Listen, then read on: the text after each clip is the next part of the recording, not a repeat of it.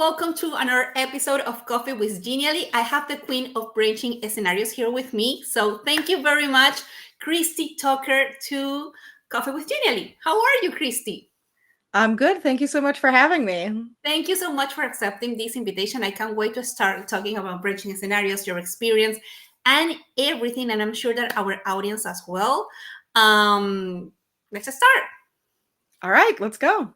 So, I can't wait to hear. So, how did your journey into the instructional design sector begin? This is a kind of question that I would like to start because to me it's very interesting. And some people say like by accident, or it was like very interesting topic to me in college, or something happened with me in high school. So, how did actually your journey into the instructional design sector begin? So my degree is in music education. I was a K-12 music and band teacher, and that's where my career started. So it was helping people learn, and it was helping people learn in a very hands-on way, as music and band is very much hands-on, constant practice learning. Wow. But I left teaching after 3 years.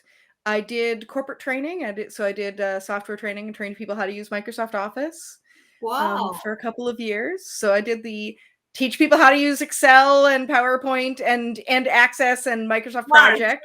Excel. So like I did all, including a little, relational database design and project management principles and a few other things that we threw in at software training. So I did software training and found that I really liked working with adult learners. But I missed, when I was doing that stand-up training, I missed the creation side of things, the curriculum design, the instructional design. And so when I was looking at other career options, I had found instructional design and started applying for those roles where I could do some more of that behind the scenes work, creating the learning experiences, and building things and using that technology side of things. And so I got my first job in instructional design in July of 2004, which means I'm coming up on 20 years as an instructional designer. Wow. 20 years. And I believe Yeah. that by that time, instructional design as a bachelor, it wasn't like too popular. So, I mean, it did definitely exist, but it was a different field. Like my first instructional design job was for a fully online university. Wow. But in 2004, we were just at the point, frankly, where they were doing things really online and everything over the internet, and not, earlier it had sort of been more distance learning, mailing things out or mailing things out on CD-ROMs, because the technology for doing things over the internet was very different in 2004. But we were doing things. I worked in a team where we had Flash developers. And so the instruction designers would work with faculty and instructors and experts to write content and develop these interactive activities. So we would storyboard things in PowerPoint and then send them to the Flash development team, who Wow. could then build all of these great interactive things. And they were amazing, and they really could, build just about anything we could dream up and mock up in PowerPoint. But of course, the tools were so different then, and you had to have that separation, because the learning curve for being able to build things in Flash was so high that it was such a separate Of skill course. set. And that's certainly one of the changes now, of how much easier the tools are. The things that are Challenging. easy to build now would require hours of custom development 20 years ago. Of course. So regarding the time that you take to learn things, and how challenging it would be, I know that you have a very interesting 9-week course in branching scenarios, and you're recognized a person that knows a lot and have certain knowledge about branching scenarios. So in your opinion, how can you increase learning impact through scenarios based learning? So I think one of the things that we know about learning is that if you can provide practice with feedback, if learners get a chance to practice a skill and get feedback on it, That's how they grow skills. Now, there are certain skills that simply just knowing it is enough to do it, right? So there are things of the, okay, you need to know the procedure for how to do your time card, fill out your time card at work. And that's probably procedural and it's probably straightforward. And as long as you have the steps, or maybe you need a little reference guide of like, oh yeah, do these steps. For the most part, that's just a procedure thing. You don't need to probably practice it because it's probably pretty simple, Of course. hopefully. There are other skills like talking to people or designing things or building or even solving problems or troubleshooting. Those sorts of skills require more practice and they need more decision making practice. So when we get into more complex skills, it's harder to practice, to create opportunities to practice those in any training environment, and in particular in online learning. And so we can increase our learning impact if we give people opportunities to practice the skills and practice making the kinds of decisions that they might make on the job. And the more we can do that, the more we can do that. And scenarios are one of the tools to do that, to provide that kind of practice making decisions. To gain that knowledge. That's true. But when is the best time to utilize branching scenarios? When do you feel that is the right time to apply this method? Yeah. And I think that that's a really important question because no solution is the right answer all the time. So we know that branching scenarios are good. I think they are specifically good when you have something that is multiple related decisions, right? Where you have a series of decisions, not just a one-off decision. If you have a one-off decision, you should do something else, right? You should do a mini scenario or you should do some other kind of activity. You shouldn't do a branching scenario. So multiple decisions, especially things where it's something more strategic rather than procedural. If it's a checklist and where you'll get the same answer every time, you probably don't need a branching scenario for that. There are simpler solutions and other kinds of activities. But if it's a task like have a conversation with someone, a sales conversation or a doctor talking to a patient, there's multiple ways to do that. And so there's not necessarily one very clear answer. There's multiple ways, and it's a bit more strategic of a skill. Same thing for, say, designing a web page. You can give 3 different designers the criteria and ask them to design a web page that does these goals. And all 3 of them might meet all of those goals, but they're going to have 3 different results. You're not going to get the same thing. Those are the kinds of skills that branching scenarios tend to be more suited to.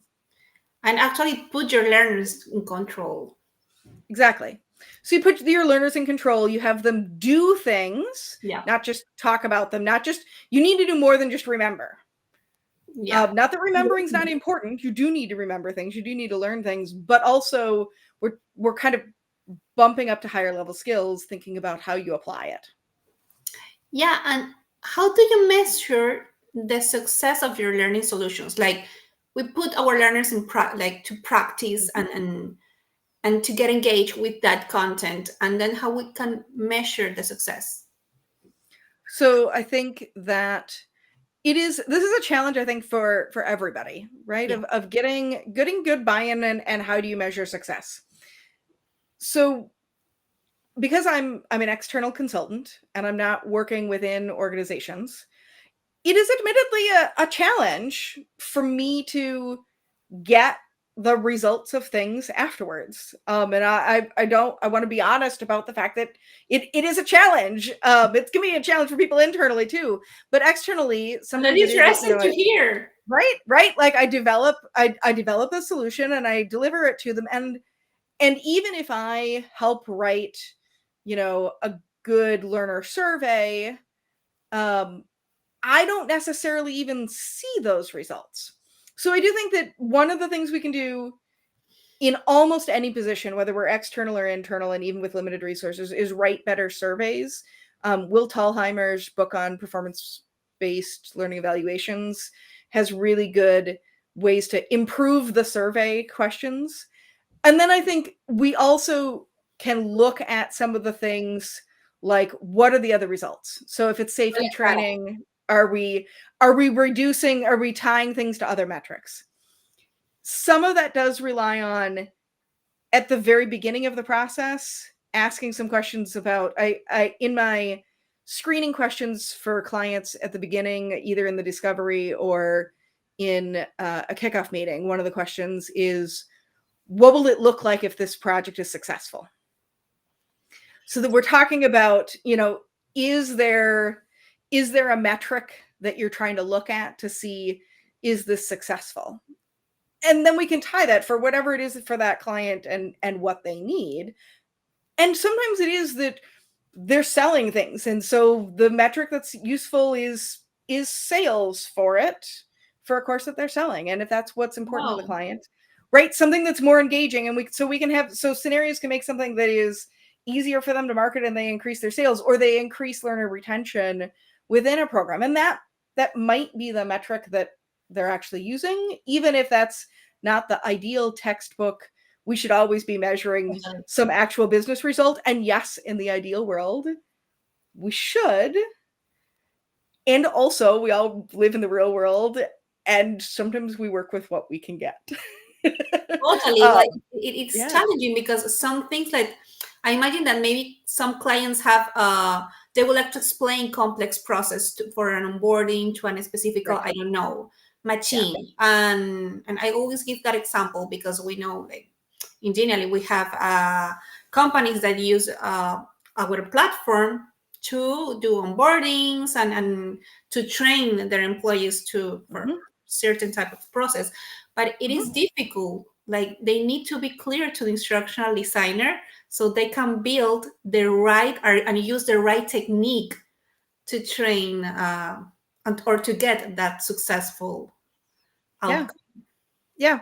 And sometimes we have had that data. Like I did work in a program where we were training sales associates, and so we knew in that big sales program that the revenue that those sales associates were bringing in was over $1 million a year. Wow. And so it was a really expensive program. It was a long-term, multi-month, like this was an expensive program to run, but also they were, bringing in revenue to the company. And so we could say, okay, we brought in all these people who were new college graduates, hired them into the company, did this intensive 3-month training, and then this effectively an apprenticeship program, and so that they would start making money while still getting training. And then that group of people also then brought in this amount of revenue to the company. So that's great. When we, like with sales, we were able to show that. So I think some areas lend themselves better to having those metrics. Things like sales, things like help desk, where you're already tracking a lot of metrics, or troubleshooting things, are easier because that data already exists. There are things that some of the fields are harder. Everything. If I work with professional associations, who are training people in a lot of different organizations, that data doesn't exist in the same way. And so we have to be a little more creative in our metrics. Wow, this is very interesting. Really. So, regarding interactivity and engagement, how do you incorporate like learner engagement and interactivity into your instructional design? So I think it's really important when we think about engagement. Often when we think about engagement and interactivity, what we're talking about in e-learning is behavioral engagement, which is the behaviors that show somebody's doing something, right? Did they click on the thing, right? Did they click a bunch of times? Did they But you actually can, see this, or did they yeah, just right, next? right, right. Did they click next a bunch of times? Did they click to reveal, right? And okay, that is one measure. It's not nothing, but also you can do that without engaging your brain very much. Yeah. And so ideally, what we really should be looking for also, there are other dimensions of engagement, and specifically cognitive engagement, which is how much you're thinking about it, can be some of the thinking about thinking, and emotional engagement or affective engagement. Wow. So having an emotional reaction to things. Emotional engagement also affects your motivation and how much you care about it. That's what I So if wanted to you ask make you. so if you make things relevant, then people care about it more and they're more motivated and they feel that their effort is valuable, and so they're more engaged because they can see, oh yeah, I can see this is going to help me do something easier in my work. So that's an emotional engagement. Or having things that look like your audience and that is the right context for your audience. If we're trying to train paramedics, and I remember I was doing training for paramedics, and they said, well, make sure when you get stock photos that you're getting American stock photos of the paramedics, because the outfits in Europe are not the same as what it is here, and your audience will immediately know. True. That's true. And vice versa, right? Like you would, like, things that look like American stuff is not going to work for you in Yeah, of Spain. course. And so it's the wrong context, and the experts absolutely know, oh, like that's fake. That's the wrong thing. They're not actually really talking to me. So having the right context and then having things that make people think a little bit more. People do like a little bit of a challenge, right? If it's so easy that you can just do it without thinking, you're not mentally engaged. You're not cognitively engaged. And everything is linked So with a reward that they're gonna right, get. right. So having some of that and having stories where you care about the characters, right? You're invested in, like, ooh, like they're working on this project and the stakeholder just asked for some new thing that's out of scope, and like, man, I've really been there too. Like that's so hard. I can identify with that. All of that is also engaging. And so having your interactivity tied to that, to both that cognitive and emotional engagement, can get you more benefit and more impact out of your interactivity than just clicking to do things. It's like, I don't know, like, mm, yeah, we should incorporate interactivity, but in a smart way. Like, Mhm. not a lot of interactive elements on your presentation or your course, but the ones that they're gonna be linking into a motivation or reward or a certain purpose to get your Yeah. audience like more Yeah. emotionally attached. Yeah, everything has to be, it is doing it with purpose. And especially when we're working with adult learners and in the workplace, and not that there's no place for fun, right? There can be fun things too, and that can be motivating, especially for certain audiences. Yeah. Um, but we do have to really think about how we're doing things, and be deliberate about our choices of interactivity. Yeah, I know that a lot of people, like, they don't know where to start, or if they need to mix a lot of elements, like interactive elements, gamification, um, use this template or that. And there are a lot of Mhm. things out there that they don't know where to start. Like, how I'm Right. gonna create this course. So I have an interesting question, but Yeah. we'll wait for that. Okay. So, what are your thoughts on, like, on authoring tools? How would you choose one, like the right one? This Yeah. is one question that really interests me. So I do use different tools for different purposes, and I do think, that's one of the differences of, I'm a consultant, not a vendor, and so therefore I'm not tied to one particular tool. I do actually try out different tools, and I've done things like, building a branching scenario in 5 different ways just to This, see what a different tool can do with it. Um, so I think you have to look at what each tool does well. Like, I really like Twine for writing branching scenarios. Twine is a free open source tool designed for creating interactive fiction. It's designed specifically for creating nonlinear stories. I can write really fast, and I can create a very basic text only clickable prototype that I can get to my subject matter experts and my stakeholders and get them to review. So for prototyping or scripting a branching scenario, That's my favorite tool. That would be the one. For doing the published version of things and making it look pretty, Twine is a little trickier. And so sometimes I maybe would rather write it in Twine, but not use that as my final product. And I'd rather build in Storyline or Rise or iSpring or some other tool. Or I use that as my tool for scripting out videos that then they're going to do, videos and then come back and build it in some other tool. I think that there are tools that do different things better, right? You need to think about who your audience is, right? Is this a lot going to be on phones or mostly on larger screens? Because different tools do that better. If they intuitive for the level of complex. Right. Yeah. I think the purpose and the kind of content, right? I do some things that are we're just gonna, what we really need is a 3-minute story to catch people's attention and engage their emotions. Well, I'm gonna do an animated video tool for that rather than, that has lots of characters built in rather than a different kind of interactivity tool. And then you also have to think about how are you delivering this to users?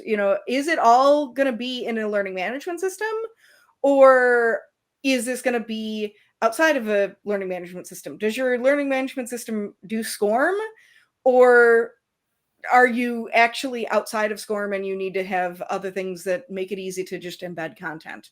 And it does depend on who I'm working with and what client, because I work with a pretty wide range of clients in different fields. And you get comfortable using the correct or learning and how so yeah. I mean, that's part of what I can do for clients is do that initial analysis and say, okay, let's look at what we've got for this particular project. Let's look at the pros and cons for some different tools and say, okay, this one can do this part really well, and this one does this part, but maybe not this other thing quite as well. And so I think not jumping in always with the assumption of, yes, it's got to be this. Sometimes it does need to be, right? If a client comes to me and says, oh, everybody on our team already has a license to this tool, right? Like that's what they need. And I need to give it to them in a format that they're going to be able to update, because sustainability is also, of course, right? Their ease of updating it in the future without necessarily coming back to me is also a factor, right? That's part of the consideration as well. Wonderful. So speaking about authoring tools, have you used Genially before? Is there anything about the tool that has caught your attention as consultant? Yeah. So I have actually just signed up for Genially. I had looked at it a couple of years ago when you were more focused on the K-12 market. And so at the time, I had decided that it didn't really fit what I was doing for my work, right? Of course. It was one of those tools that looked like more K-12, not really the stuff that I was doing. But it just came up for me with a client who is doing right.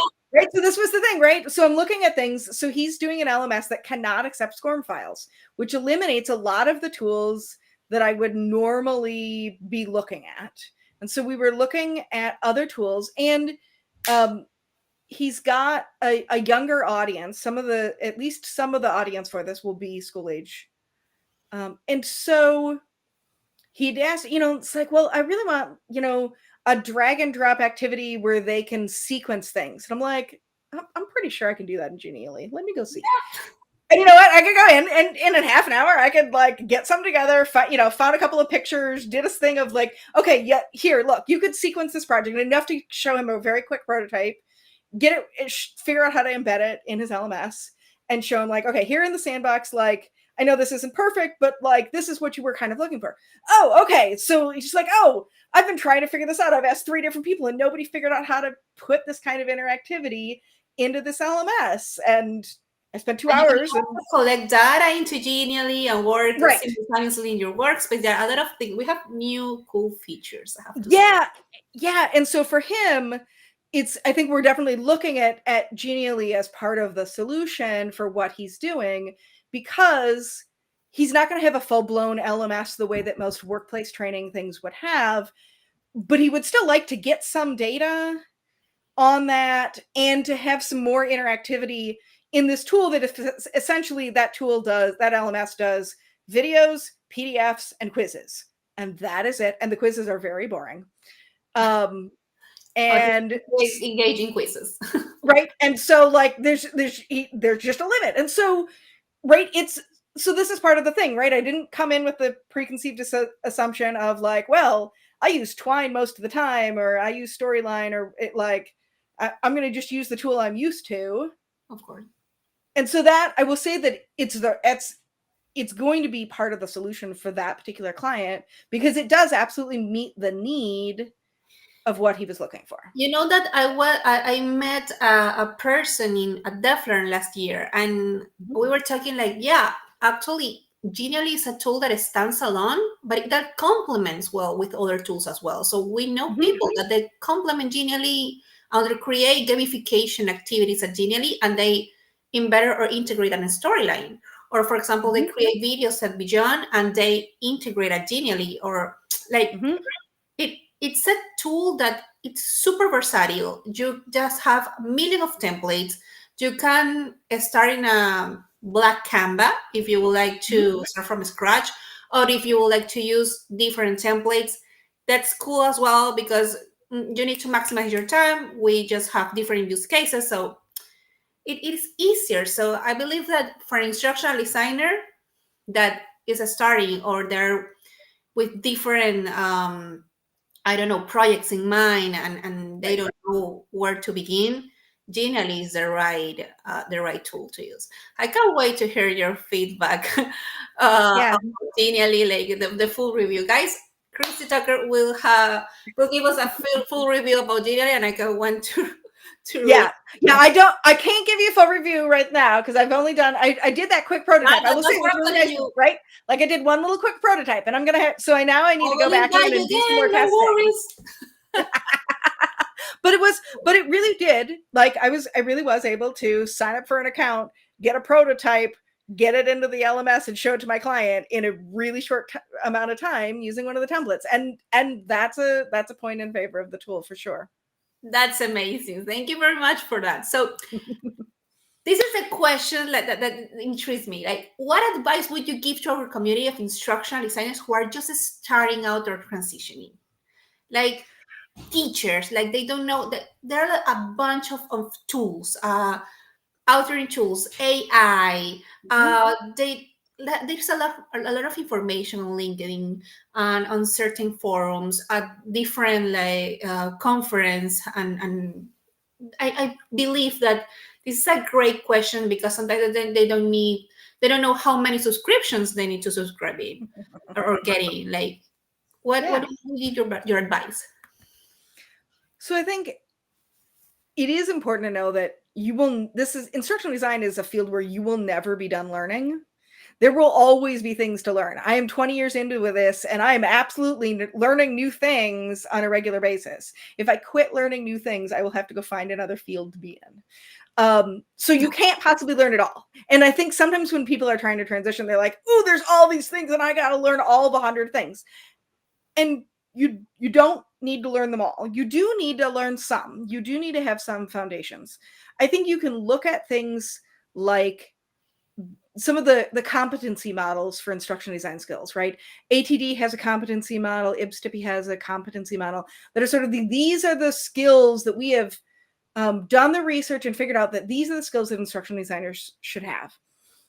And so you can look at those from the big professional organizations and get for yourself a list of, okay, this is my checklist of skills of what should I need.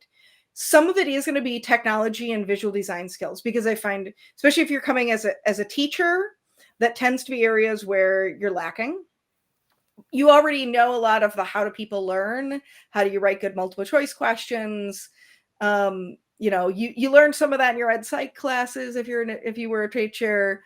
You do need to learn some of the other learning science things, and specifically how to use technology to support learning. Things like, the e-learning and the science of instruction, Clark and Meyer book and multimedia learning theory. I think that some of those things of how do you use technology to support? Because most instructional design jobs are doing at least some e-learning or virtual training, and there's not as much of the instruction design for straight classroom training anymore. Those sorts of roles are a lot less common in the job market. So looking at those competency models and figuring out where your gaps are and starting to prioritize, I think is good. I think it's okay to take, the things that you are interested in and dig into those. If you find that you are having lots of fun with a certain type of thing, go for it. Dig into it and specialize in that. I think this is a field that, because it's so multidisciplinary and because there's so many different ways, there's a lot of different ways to be an instruction designer. If you find one that really motivates you and energizes you, you can dig into that and look for a way to have that sort of be your niche. I think at the beginning, you are going to get a job that's may not be super exciting, and you're going to probably be creating compliance training, and you can do those things and like do the stuff and learn your skills and do that to start out. But knowing that there's, figuring out how to use those competency mapping to prioritize what skills to learn and be open to just continuously learning, right? Once you get that first instructional design job, you're not done learning. You're learning all the time on that job, and you need to keep working on investing in yourself and learning new tools. You need to keep working on learning the instruction design skills, learning more learning science, more how to be a better writer. I think even in the time of AI, really good writing skills are still valuable. This is something that, it's not going to be replaceable at the end. Yeah. Thank you very much. So, final question. What would you like to ask our next guest? Thank you. All right. Well, without knowing who your next guest will be, I would say one great question is, what can you do to make learning experiences more effective? I'm going to ask her that question. All right. It's very catchy. Very good. Yeah. Thank you very much, Christy. Thank you for your time. Thank you for being here with us. And it was a very interesting conversation, for sharing your experience, your thoughts, your opinions. I can't wait to hear your review about Genially as well. Thank you, everyone, for being here with us as well. I will see you in the next episode of Coffee with Genially next month. Bye.